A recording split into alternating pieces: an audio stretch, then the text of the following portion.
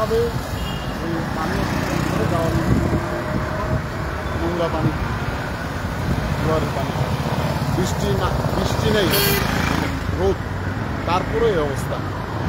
এই ভোগান্তি মানুষের তো আজকের নয়, দীর্ঘদিন যাবত এই ভোগান্তিতে চট্টগ্রামবাসী। চট্টগ্রামে যারা অভিভাবক আছেন তারা বিভিন্নভাবে চেষ্টা করেছেন, এখনও পর্যন্ত তার সমাধান করা যায়নি।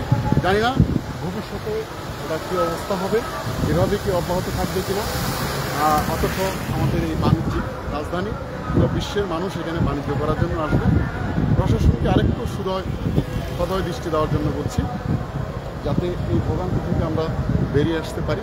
কারণ এখানে ঠিক বিকালবেলায় বসার কথা ছিল, শ্রমজীবী যারা মানুষ আছে, হকার যারা আছে, তারা তাদের যে তৈজসপত্র, বিভিন্ন ব্যবসা জিনিসপত্র নিয়ে বসার কথা ছিল। তাহলে দেখেন তাদের রুটির অবস্থাটা কী অবস্থা, তারা কি আজকে এখানে বসতে পারবে? আপনারাই বলুন।